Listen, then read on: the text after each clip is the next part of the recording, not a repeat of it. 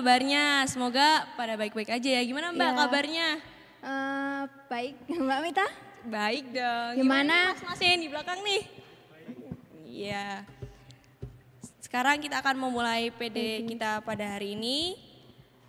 Siapkan hati, siapkan pikiran kita, cari tempat duduk yang senyaman-nyamannya. Kita akan memujikan lagu Berkat Kemurahan-Mu. Tutup mata,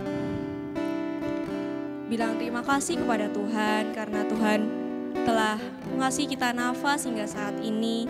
Tuhan telah memberkati kita, telah menyertai kita selama seminggu ini.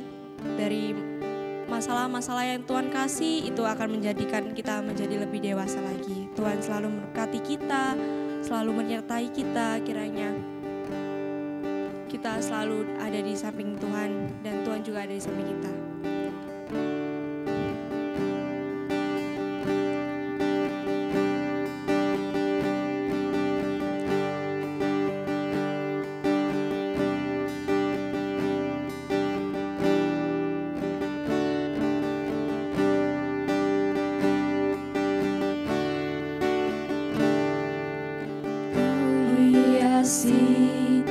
Kehidupanku dengan kemurahan-Mu.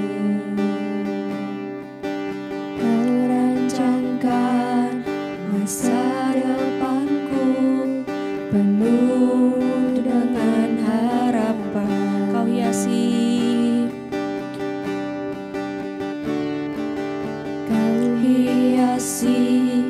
kehidupanku dengan kemurahan-Mu. Kau rancangkan masa depanku penuh dengan harapan. Aku ada saat ini. Aku ada saat ini, semuanya karena kasih-Mu.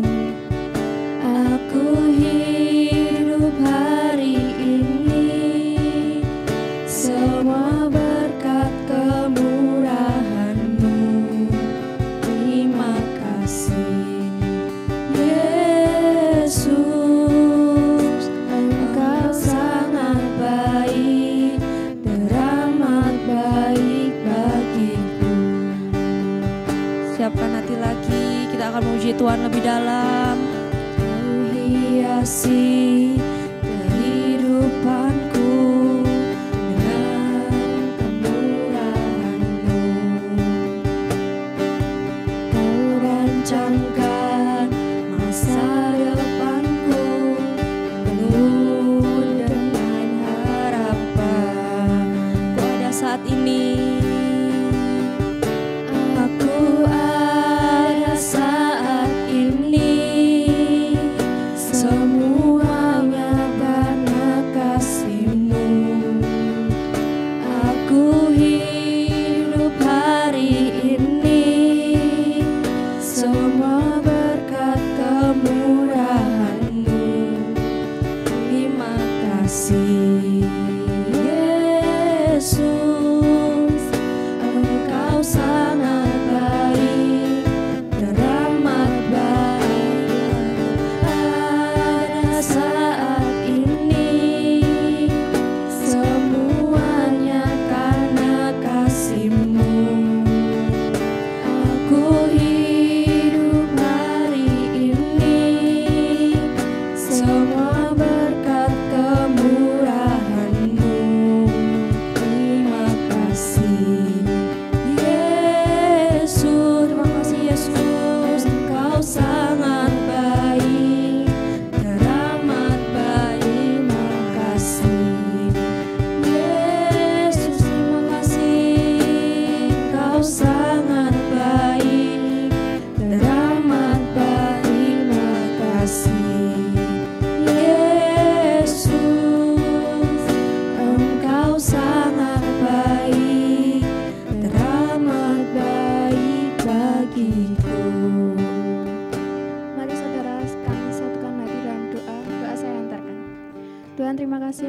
berkat-Mu untuk hari ini. Engkau telah memimpin langkah kami dari pagi, siang, sore hingga malam hari ini Tuhan. Tuhan, sebentar lagi kami akan memulai PD pada malam hari ini. Kiranya Engkau berkati dari awal, pertengahan hingga akhir nanti. Kami serahkan semuanya dalam tangan kuasa-Mu. Dalam nama-Mu kami telah berdoa dan mengucap syukur. Haleluya. Amin. Amin. Wah, masih pada semangat gak nih? Semangat dong. Mbak. Harus semangat dong. Ya. Kita akan memujikan lagu Bersorak-sorai. Bersorak-sorai. Ayo yang duduk, boleh berdiri, kita nanti loncat-loncat bareng boleh. Ayo berdiri.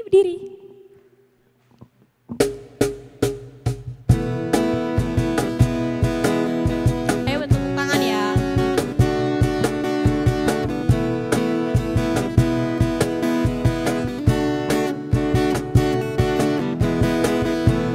Sorak-sorai, muliakan namanya. Dia berperang ganti kita. Bertepuk tangan, muliakan namanya. Dia selamatkan jiwa kita. Satu-satunya penebus, kalahkan maut, bangkitkan hidup. Tuhan yang memberi kemenangan bersama kita, di dalam kita. Masuk dalam kemuliaan-Nya, Dia perlindungan dan pengharapan. Bersorak-sorai, muliakan namanya. Dia berperang bagi kita. Bertepuk tangan, muliakan namanya. Dia selamatkan jiwa kita. Satu-satunya penebus, kalahkan maut, bangkitkan hidup. Tuhan yang memberi kemenangan bersama kita, di dalam kita. Masuk dalam kemuliaan-Nya, Dia perlindungan dan pengharapan. Dia perlindungan dan pengharapan. Dia perlindungan dan pengharapan. Yeay, masih semangat nih ya. Masih semangat kan teman-teman?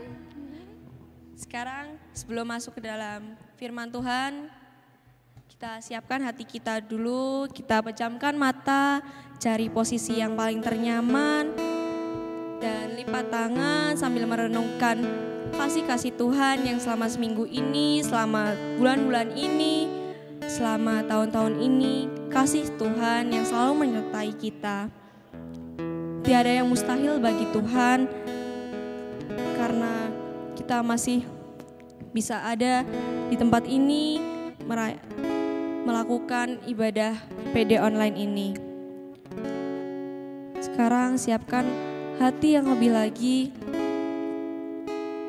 pejamkan mata, merenungi berkat-berkat Tuhan yang telah Tuhan berikan selama seminggu ini.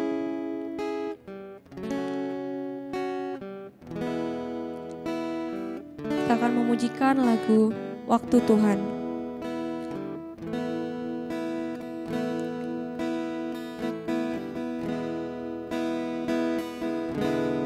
Bila Kau izinkan sesuatu terjadi, ku percaya semua untuk kebaikanku. Bila telah tiba waktumu. Ku percaya kuasa-Mu memulihkan hidupku.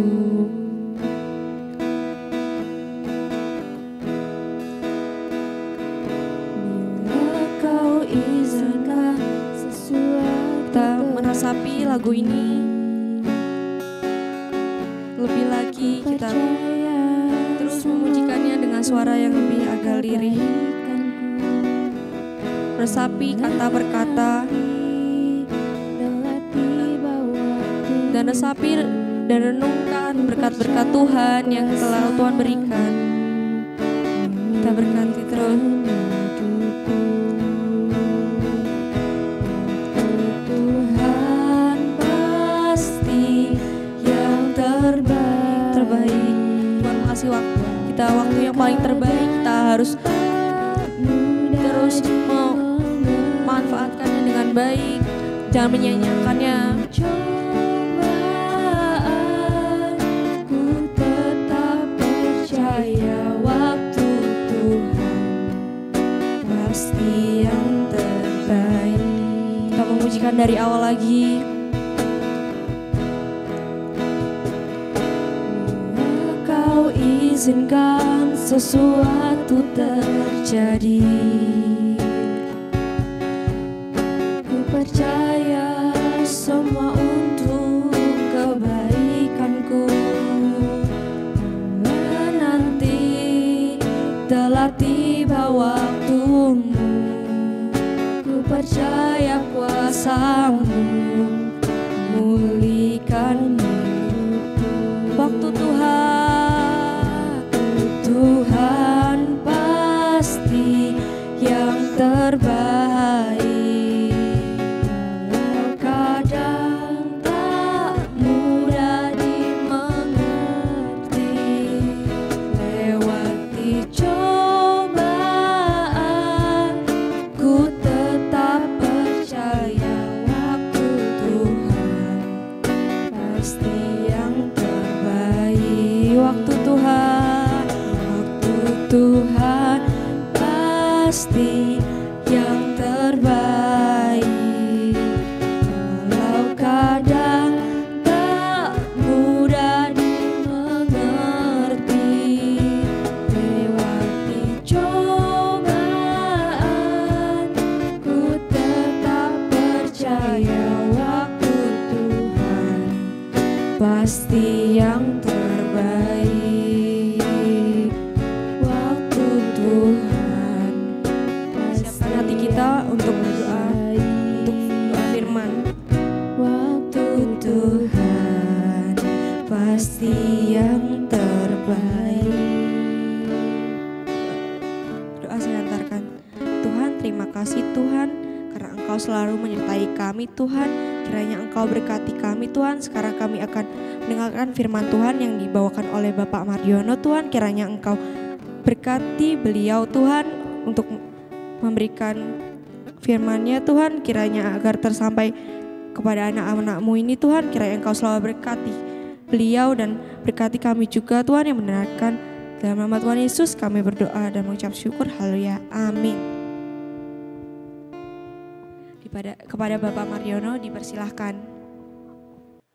Shalom, selamat sore adik-adik semuanya yang diberkati Tuhan, adik-adik remaja yang berbahagia.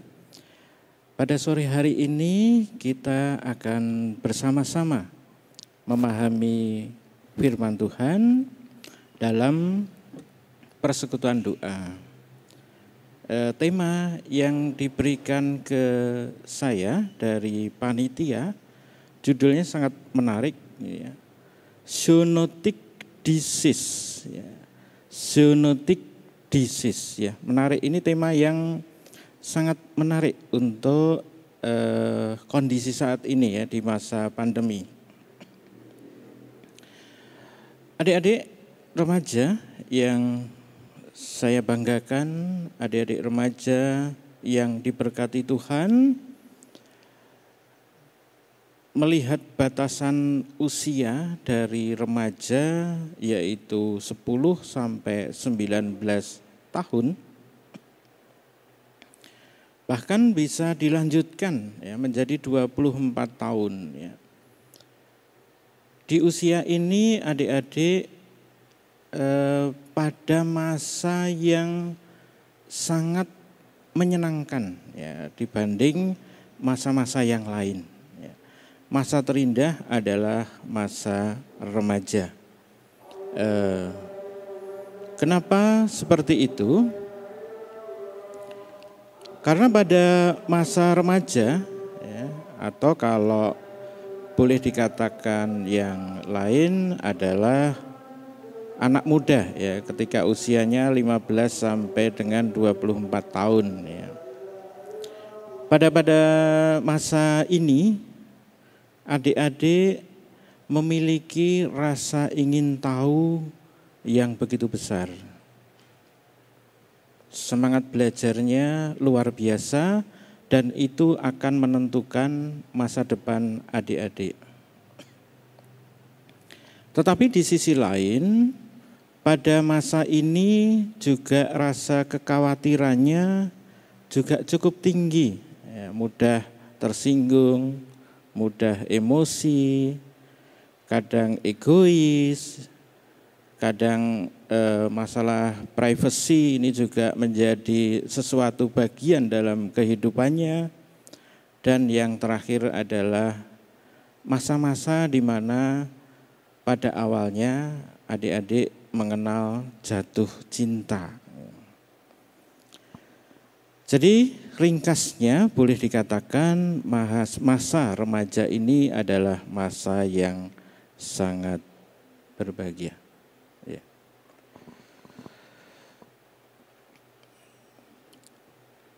Hari ini atau malam ini kita mencoba untuk memahami firman Tuhan. Ya, karena di awal tadi saya sampaikan rasa ingin tahunya cukup besar, ya, dan juga semangatnya sangat kuat, maka kita belajar bersama untuk memahami firman Tuhan ini. Sebelum kita mulai, alangkah baiknya kita memohon dulu kepada Tuhan agar kita diberikan kelancaran dan kemudahan dalam mengikuti persekutuan doa pada sore hari ini. Mari adik-adik kita berdoa. Tuhan Allah Bapa kami yang bertata di kerajaan surga, terima kasih Tuhan telah Engkau berkati kami dengan kesehatan, telah Engkau berkati kami dengan kecukupan, dan Engkau berkati kami dalam kehidupan ini dengan membahagiakan. Kami percaya Tuhan, pada malam hari ini kami belajar bersama-sama persekutuan doa untuk memahami firman-Mu, bukan karena kehendak kami, tetapi kami percaya ini adalah undangan Tuhan kepada kami untuk bersama-sama belajar. Pimpinlah ya Tuhan dalam persekutuan doa ini, agar kami mampu memahami, kami mampu menerima, dan mampu melaksanakan firman yang Engkau berikan kepada kami. Di dalam nama Tuhan kami Yesus Kristus, kami telah berdoa. Haleluya. Amin. Adik-adik, sesuai dengan tema kita tadi ya, judulnya zoonotic disease ya. Apa itu zoonotic disease ya? Secara umum, zoonotic disease adalah penyakit atau dari kuman yang menular dan berbahaya kepada kesehatan manusia. Kita tahu kehidupan kita pada saat masa pandemi itu sangat dibatasi ya. Dimulai dari temuan virus COVID-19 atau COVID-19 di Wuhan, China pada bulan Desember tahun 2019. Kemudian wabah COVID-19 ini menjalar atau merambah ke seluruh dunia, tidak terkecuali di Indonesia.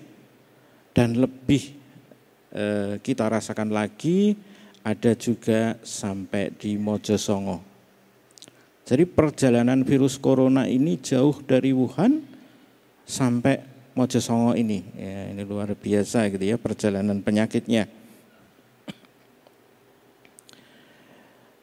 Penyakit ini dulunya dianggap tidak berbahaya. Kenapa begitu? Karena penyakit ini hanya ditemukan pada hewan, kemudian menular pada hewan. Sebelumnya tidak ditemukan bahwa virus ini menular ke orang.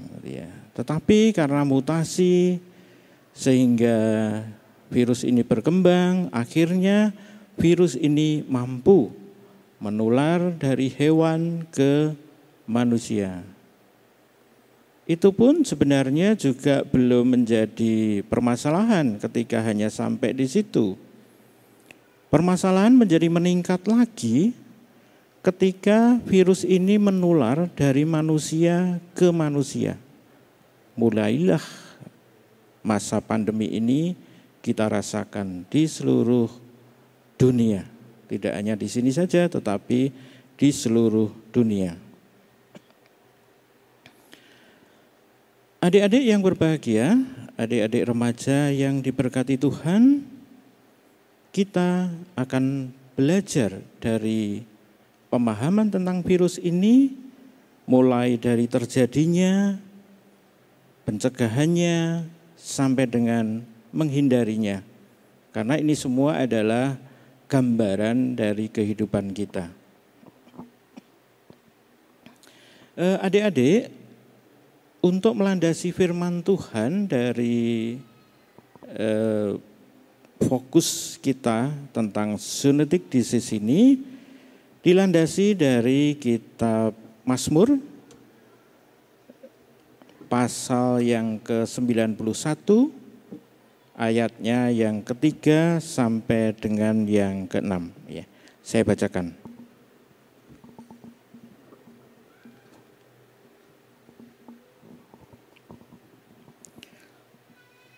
Sungguh, dialah yang akan melepaskan engkau dari jerat penangkap burung, dari penyakit sampar yang busuk. Dengan kepaknya ia akan menudungi engkau. Di bawah sayapnya engkau akan berlindung. Kesetiaannya ialah perisai dan pagar tembok. Engkau tak usah takut terhadap kedahsyatan malam, terhadap panah yang terbang di waktu siang, terhadap penyakit sampar yang berjalan di dalam gelap, terhadap penyakit menular yang mengamuk di waktu petang.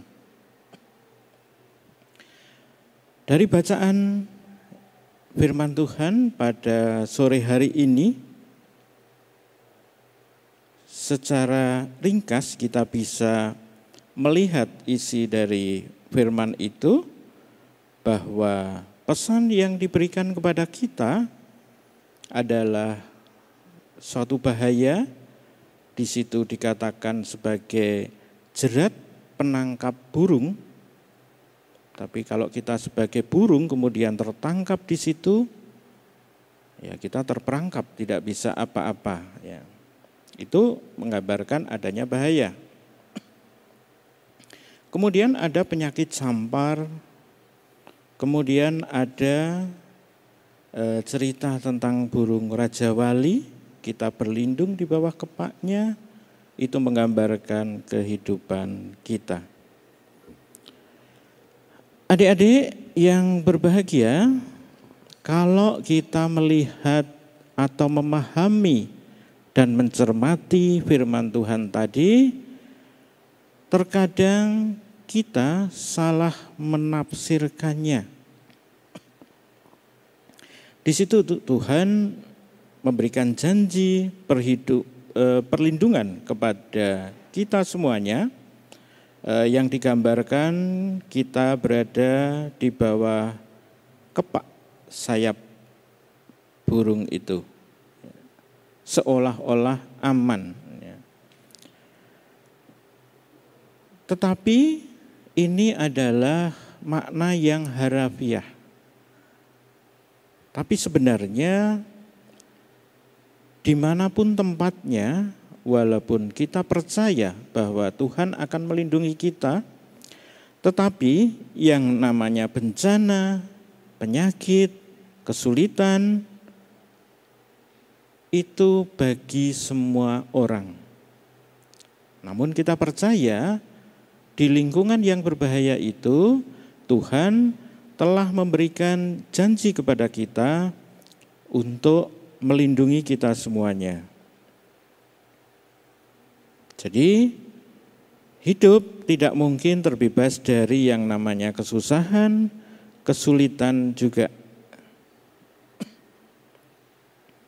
Jadi kalau kita mengalami kesulitan, kita mengalami kesusahan, kita mengalami kesedihan, itu adalah bagian dalam hidup kita. Kita tidak bisa menuntut Tuhan, mengapa Tuhan berikan saya sedih? Mengapa Tuhan berikan saya kecewa? Mengapa Tuhan berikan saya kegagalan? Bukan seperti itu. Sebagai anak Tuhan, marilah kita mencoba sebenarnya seperti apa yang difirmankan Tuhan. Kita mencoba memahami dan memaknai Mazmur 91 yang tadi kita baca.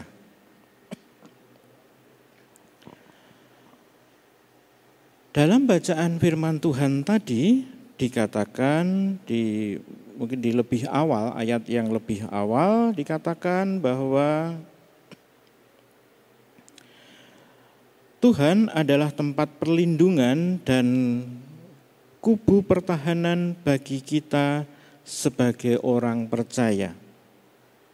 Sekali lagi, Tuhan adalah tempat perlindungan dan kubu pertahanan bagi kita sebagai orang percaya. Ya, hal ini ditekankan lebih lanjut oleh pemazmur dalam ayat selanjutnya yang tadi kita baca firman Tuhan dari ayat yang ketiga sampai dengan ayat yang ke-6. Tadi disampaikan jerat penangkap burung ya, di ayat yang ketiga tadi. Ini kita maknai dan kita pahami sebagai orang percaya bahwa penangkap burung ini adalah suatu pikiran atau perbuatan orang yang jahat yang mungkin menjerat kita atau mencelakakan kita, atau orang yang membuat kita susah, membuat orang kita kesulitan. Itu diibaratkan sebagai penangkap burung. Jadi kita sebenarnya diibaratkan sebagai burung yang tertangkap oleh perangkap tadi. Ya, kita tidak bisa apa-apa, gitu ya. Ya. Di sisi lain, adik-adik yang berbahagia, selain alat penangkap burung tadi yang membahayakan kita, ternyata di kehidupan kita juga diberikan lingkungan yang berbahaya. Ya, ada penyakit sampar gitu ya, yang membunuh banyak orang ya, karena ini penyakit yang berbahaya pada waktu itu ya. Di cerita Alkitab itu ada. Dan pada saat ini kita juga mengalami hal yang mirip-mirip dengan itu. Kita hidup di masa pandemi, hak kita menjadi terbelenggu. Masa remaja mestinya menjadi masa yang membahagiakan untuk berkumpul, bercengkerama ya dengan teman-teman, tetapi kita dibatasi oleh itu. Kita tidak diperkenankan ya. Ya, ini juga merupakan suatu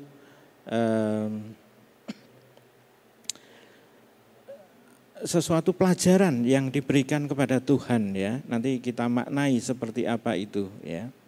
Jadi kita perlu bersyukur juga gitu.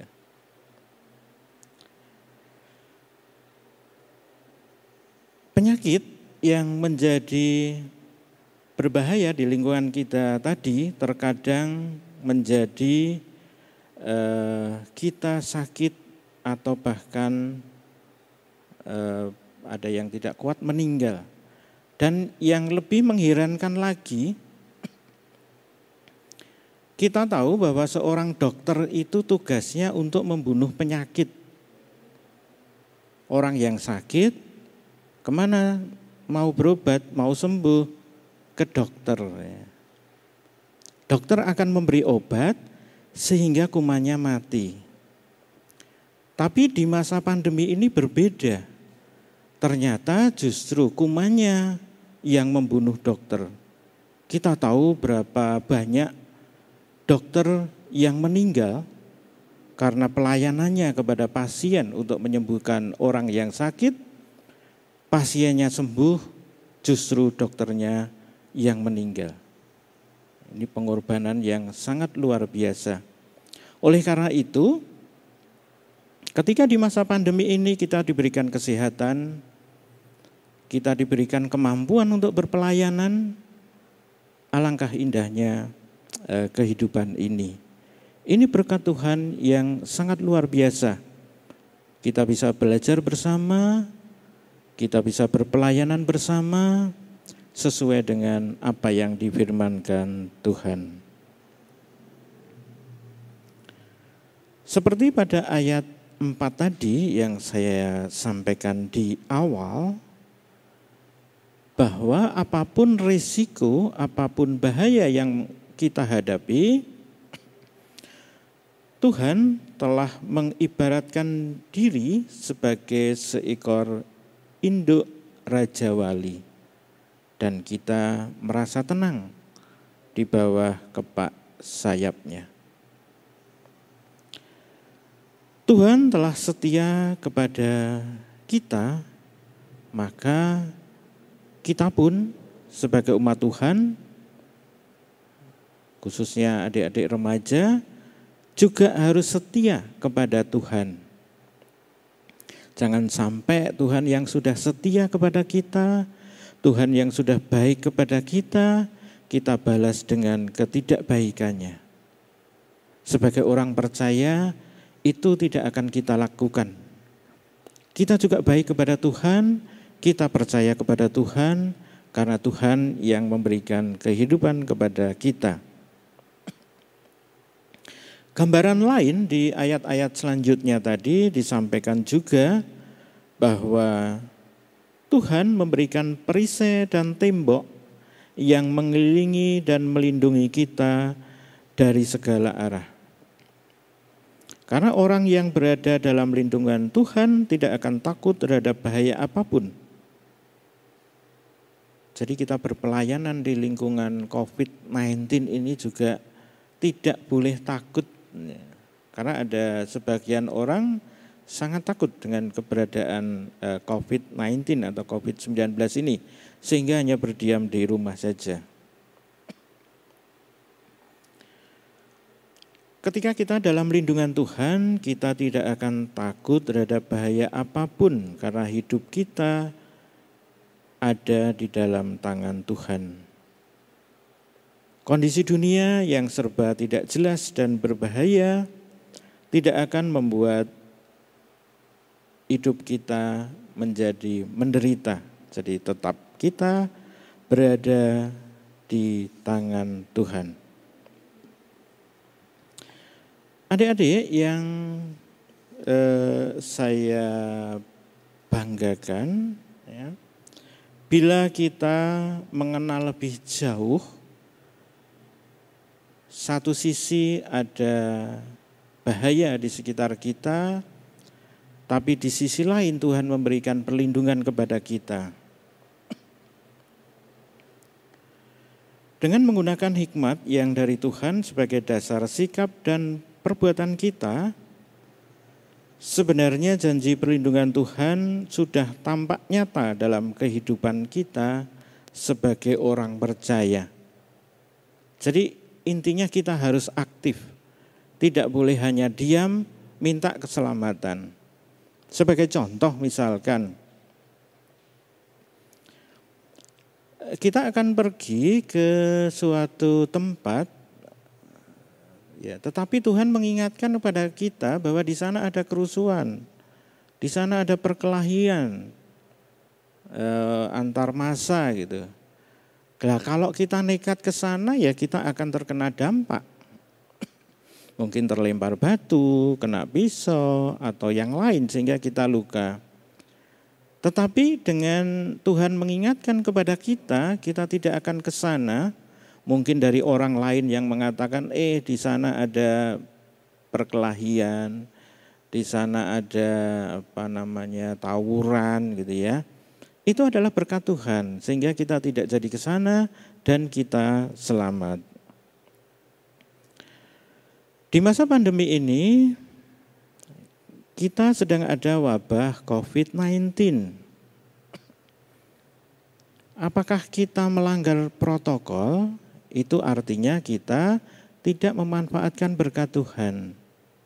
Tuhan telah memberikan kepada kita bagaimana cara mencegah supaya kita tidak terkena atau tertular COVID-19 ini. Kita diberikan Tuhan suatu berkat, misalkan kita boleh atau mampu membeli masker. Ya masker itu kita pakai, masker itu kita gunakan dengan baik dan benar, itu mencegah terhadap COVID-19. Kemudian ada cuci tangan. Kemudian ada juga jaga jarak. Jangan berkumpul pada orang banyak. Itu semua adalah bentuk perlindungan Tuhan. Jadi protokol kesehatan itu sebenarnya adalah berkat Tuhan untuk kita supaya kita terhindar dari bahaya COVID-19 itu. Jadi memang ada penyakit yang berbahaya, tetapi Tuhan sudah memberikan bentuk perlindungannya dalam bentuk protokol kesehatan. Itu yang kita ikuti. Kalau itu kita ikuti, berarti kita sudah menikmati berkat Tuhan, kita menjadi tetap sehat, kita bisa beraktivitas, kita bisa berpelayanan, kita bisa menikmati kehidupan kita. Contoh lain adik-adik, misalkan ketika berkendara di jalan, ini risikonya sangat besar. Bisa nabrak trotoar, ya, bisa ditabrak orang lain, ya, atau bisa ditabrak bus ini Surabaya itu ya, Surabaya Jogja ya, yang biasanya laju ya atau kencang ya. Ya, kita harus taat pada peraturan lalu lintas ya, sehingga kita bisa selamat sampai di tujuan kita. Itu semuanya adalah bentuk-bentuk berkat Tuhan, karena Tuhan telah memberikan rambu-rambu. Itu adalah kepanjangan dari kalimat perlindungan Tuhan. Karena kalau tidak ada rambu-rambu akan sangat berbahaya sekali. Adik-adik yang diberkati Tuhan, kalau kita perhatikan tadi antara Mazmur ya ceritanya di situ ada sumber penyakit ya, kemudian ada perlindungan. Maka di kehidupan kita pun juga sama sebenarnya. Bentuk penyakit itu juga berbeda-beda, ada yang ringan, ada yang berat, bahkan sampai risiko meninggal pun ada. Tetapi pembelajaran kita pada malam hari ini, Tuhan telah mengingatkan kepada kita semuanya bahwa semua bahaya yang ada di sekitar kita itu bisa dicegah atau dihindari, ya, atau kata lain bisa dikendalikan. Contohnya, gitu ya, kita mengenal karena tadi di awal temanya adalah zoonotic disease, ya, kita kembali ke COVID-19. Kalau adik-adik perhatikan bagaimana kita bisa sehat, ya ada tahapannya. Bagaimana kita mengendalikan dari sumbernya? Ya, misalkan gereja kita disemprot dengan desinfektan. Itu artinya Tuhan memberikan kepada kita, ini loh cara yang pertama, bunuhlah pada sumbernya, bunuhlah pada kumannya. Disemprot kumannya mati, maka selesai. Gitu. Tetapi yang namanya upaya itu tidak akan 100% berhasil. Ya. Karena namanya desinfektan, ada batasan pemakaian juga. Ya. Kalau kadarnya terlalu tinggi memang kumannya semuanya mati. Tetapi orangnya nanti juga terkena. Ya malah yang sakit malah orangnya, ya kumannya mati tapi orangnya menghirup desinfektan dengan kadar yang tinggi itu menjadi sakit, ya. Sehingga istilah membunuh ini ada kemungkinan sebagian kuman itu masih hidup. Tapi sebagian besar mati. Sehingga kita sebenarnya masih punya bahaya walaupun kecil, ya. Maka Tuhan mengingatkan kepada kita pengendalian yang kedua pada penjalarannya, ya, atau perantaranya. COVID-19 ini perjalanannya gimana ketika mengenai atau menulari orang? Oh, ternyata lewat udara. Ya kita cegah dengan masker. Oh, ternyata dia bisa lompat 1 meter. Ya kita jaga jarak 1,5 atau 2 meter. Ya. Oh, ternyata virus ini menyebar kuat pada orang yang berkumpul. Ya kita hindari kerumunan. Ya itu adalah bentuk-bentuk perlindungan Tuhan kepada kita. Dan yang terakhir adalah bagaimana kita melindungi diri kita sendiri. Karena perlindungan yang pertama dan kedua tadi tidak akan membunuh 100%. Maka kita siapkan diri kita, pertahanan terakhir kita adalah bagaimana kita meningkatkan imunitas kita. Karena virus itu tidak akan bisa membunuh orang dengan imunitas yang baik. Virus itu hanya bisa membunuh kalau orangnya dalam keadaan sakit, ya, atau biasa kita mengenal dengan komorbid.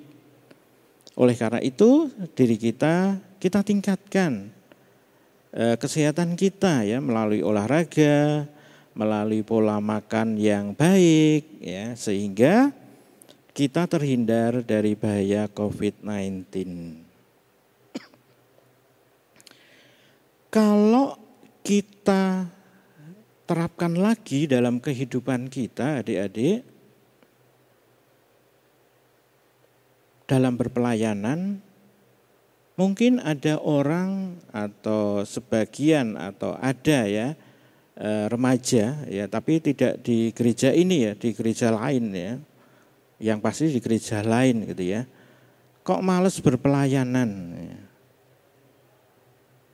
Tidak mau ikut belajar bersama ya tentang firman Tuhan ya. Ya. Ini bagaimana mengatasinya seperti pembelajaran yang Tuhan telah berikan kepada kita.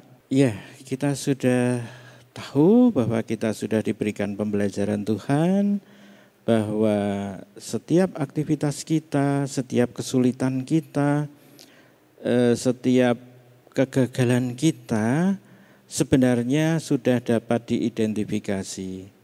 Apakah kita ingin berhasil, apakah kita ingin senang, apakah kita ingin mampu. Pada malam hari ini kita sudah diberikan firman Tuhan yang sangat baik sekali, bahwa kita bisa mengenal dari sumbernya, dari penjalarannya, dan yang terakhir adalah dari diri kita sendiri. Kalau kita mau berhasil, ya sumbernya, sumber kegagalan harus dibunuh. Ya, kalau itu masih belum berhasil, ya kita berusaha pada penjalarannya, dan yang terakhir kita meningkatkan kemampuan kita. Kita mampu, kita bisa berhasil, kita bisa senang. Adik-adik remaja yang saya banggakan, saya pun juga tidak bisa menyangka waktu remaja dulu, saya berpikir ya biasa-biasa saja gitu ya. Tetapi Tuhan memang benar memberikan perlindungan kepada saya, perjalanan hidup yang penuh lika-liku ya. Perjalanan hidup yang pernah susah, pernah senang ya. Tapi sampai saat ini ternyata Tuhan telah memberikan berkat kepada saya dan keluarga saya. Ya.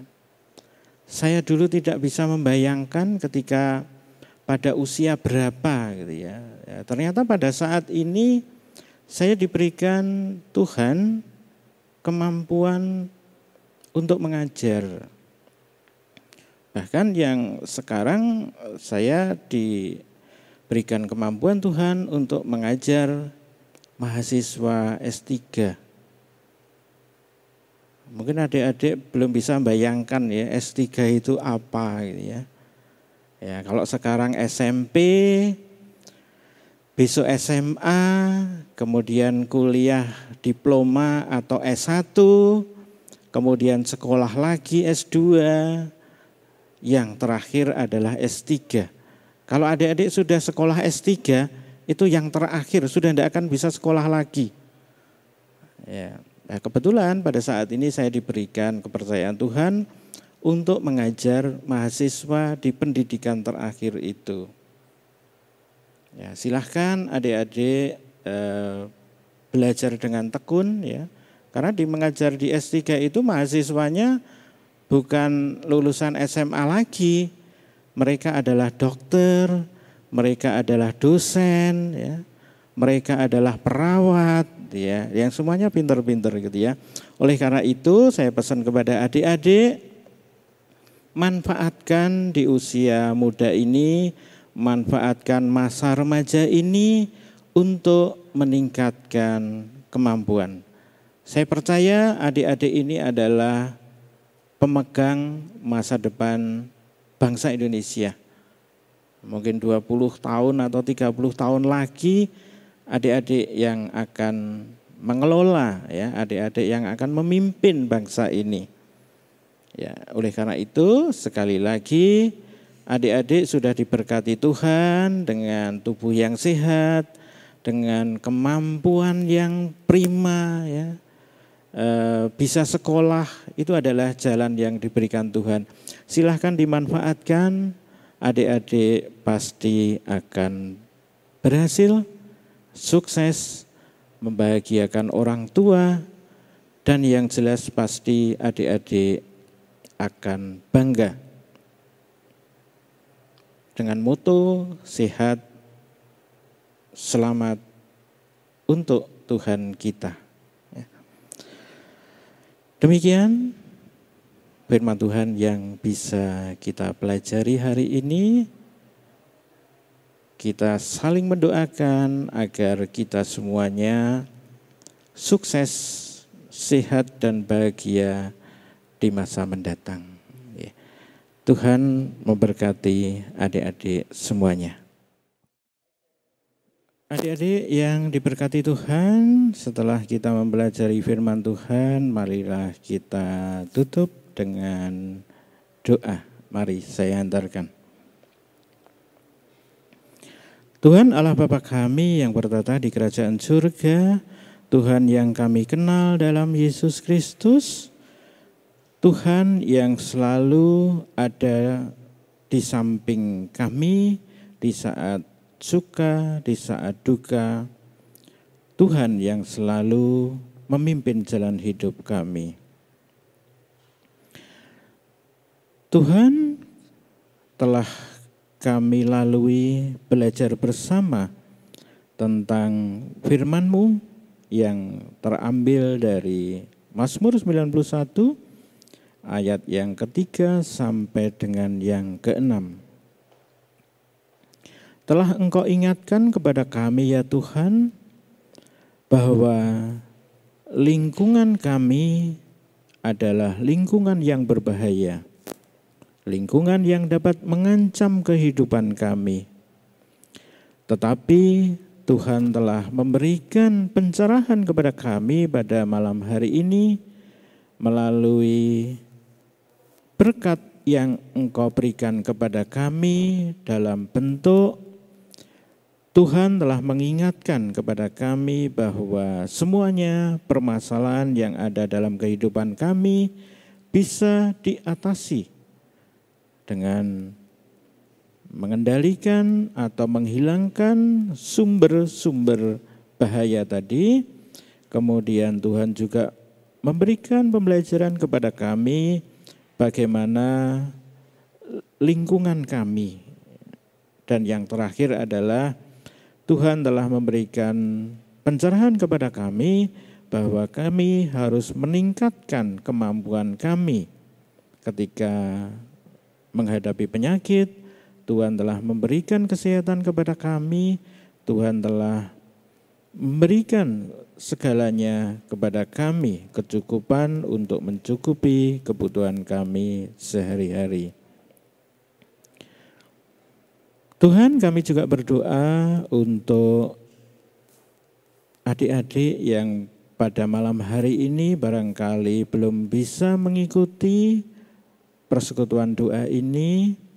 Kiranya Tuhan tengok satu persatu dan Tuhan jamah mereka. Bagi yang sakit, kiranya Tuhan sembuhkan. Bagi yang males-malesan, kiranya Tuhan tarik kembali agar mereka semuanya bisa berpelayanan bersama kami. Kami juga berdoa untuk orang tua kami, orang tua yang membimbing kami, orang tua yang mencukupi kehidupan kami sehari-hari. Selaku anak, kami mendoakan mereka agar Bapak dan Ibu kami dalam kondisi sehat dan berkecukupan sesuai dengan berkat yang Engkau berikan kepada mereka. Kami juga berdoa Tuhan untuk pemerintah yang pada saat ini masih berusaha untuk mengendalikan pandemi COVID-19 ini melalui vaksinasi. Kiranya Tuhan turut campur tangan sehingga vaksinasi ini bisa berhasil dengan baik sehingga virus COVID-19 ini bisa dikendalikan dan harapan kami musnah seperti penyakit-penyakit yang dulu pernah menjadi pandemi. Kami percaya Tuhan akan selalu membimbing kami yang masih remaja ini. Tuhan akan menuntun jalan kami sesuai dengan jalan yang Tuhan kehendaki. Kami percaya Tuhan akan mengabulkan doa kami. Doa kami memang tidak sempurna, tapi kami percaya Tuhan telah memberikan berkat Roh Kudus kepada kami yang selalu menguatkan diri kami dalam mengarungi bahtera kehidupan ini, dan Roh Kudus yang akan menyempurnakan doa kami. Kami serahkan kehidupan kami sepenuhnya kepada Tuhan. Dalam nama Tuhan kami Yesus Kristus, kami telah berdoa dan mengucap syukur. Haleluya. Amin. Nah, gimana nih firman-Nya? Terberkati ya. Selanjutnya kita akan menyanyikan lagu penutup, yaitu Allahku Dahsyat.